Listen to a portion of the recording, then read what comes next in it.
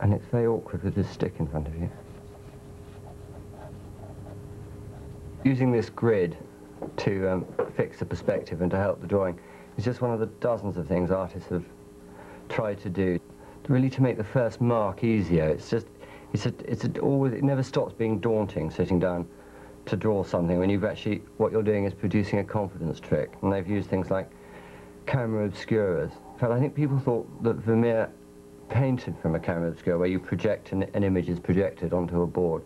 He couldn't possibly have done it. It's incredibly difficult. He wouldn't have got any of the colours right, so you'd have to do it in the dark.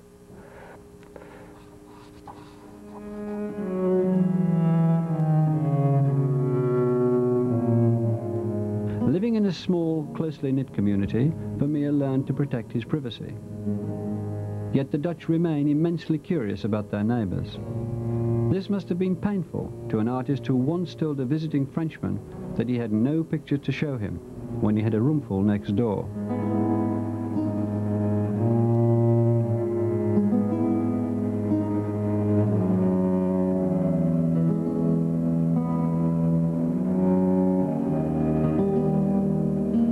In the Dutch countryside, the neat geometrical lines of the canals are a constant reminder of how man gave order and balance to nature.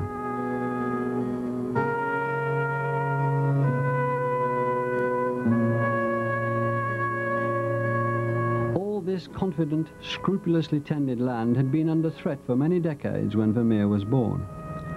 This was the war with Catholic Spain that stretched over 80 years. The headquarters of the Protestant Dutch resistance was in Vermeer's hometown, Delft. It was here that the great national hero William the Silent was assassinated by a Catholic bullet in 1584. In his youth, Vermeer must often have seen his coldly grandiloquent tomb in the new church in Delft opposite his house. Vermeer's paintings suggest the pride he felt in the achievements of his small, embattled country.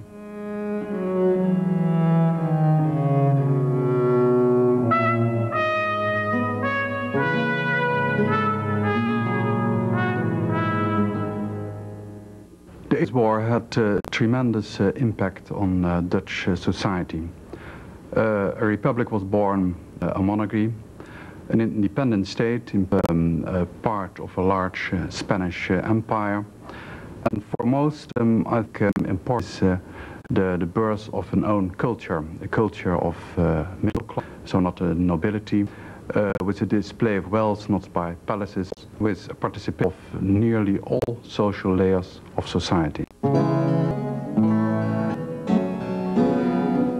Vermeer's father was a silk weaver as well as a dealer. Perhaps his appreciation of the texture and variety of fabric which he displayed with paintings.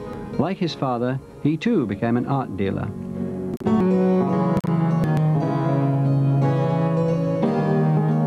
This is a scene from the New Testament. Christ is being entertained by the cinema. Christ, by his position in the painting, links the two attitudes, the active and the contemplative. He seems to Canasda in favour of the contemplative. Religion was to impinge on his life. Coming from a Protestant home, at the age of 20 he married a Catholic. He was willing to be converted to Catholicism for the sake of the marriage. He married into a family which was not welcoming. His mother-in-law was against it, as far as we can tell from the beginning. But the interesting thing is that he managed to win over everybody concerned, and when the mother-in-law became one of his most assiduous supporters, leaving money in her will to him personally. And he appears to have had, in that way, let's not say winning ways, but to be determined about getting on with what he wanted to do, which was to paint 2 paintings a year. This is a slow painter and needs the means to do it. The mother-in-law's household in which to live, in which to paint. There was a price to pay for becoming a Catholic. The Dutch Republic was by birth a Protestant state, and Protestantism was the only officially recognized religion. The new authorities took over the churches of the Catholic, the monasteries and the land they owned, and they gave it to the Protestants. And Catholic services were officially forbidden. So Catholics were, to a certain extent, second-rank citizens. But there is another side too. For in practice there was more tolerance, and as far as Catholic churches were carried out in private and the Catholics wouldn't disturb the public order, they were allowed to do it. This poster shows Catholic houses of worship open for services, like this house in Amsterdam. Perhaps the need to keep a low profile influenced Vermeer's choice of themes and the ambiguity of the way he rendered their message. The difference in his attitude to that of a contemporary artist who was also painting in Delft at the same time is very apparent. Pieter de Hooch brought a direct, robust joviality to his domestic scenes. It was the first age where individual middle-class taste counted. The wealthy merchants favoured, as the aristocracy had done, portrayals of people much like themselves, acting out their tastes, interests and moral concerns.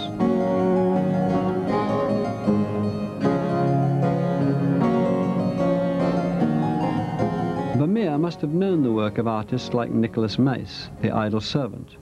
But this sort of folksy humour wasn't his style. He was looking for something more subtle.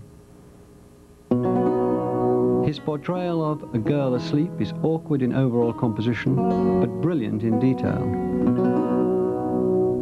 Unlike the idle servant, she looks more gentle and sad than slothful. The clutter of objects on the table suggests that Vermeer is still experimenting with ways to express his theme. The crumpled rug seems both too large in the foreground and too distant on the girl's side of the table.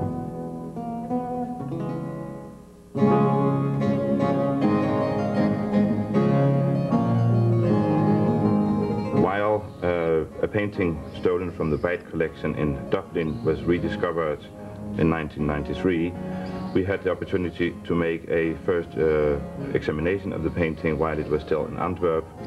And there we discovered that the central vanishing point used by Vermeer to create his perspective was actually found in the eye of the seated woman behind the desk. These two squares are imaginary paintings, and Vermeer would apply a nail in the wall on either side of the painting, and he would take a piece of string, apply chalk to the string, and he would place it on one of the distance points, and by snapping the string on one side of the painting, and one can make the two diagonals which can be drawn in. The distance point formed the tiles on this direction, and we would have another two lines to be made from the right side, and we can create a floor tile which one can see has a certain distortion. It looks as if it bends down or falls out of the painting. But if Vermeer moved the distance points further away, as in the second drawing, we have the distance point here now much further away from the painting itself and its central vanishing point, and he again would apply his chalk string for the floor tiles.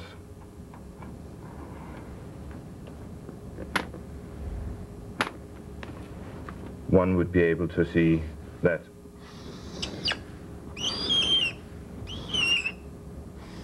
the floor tiles created here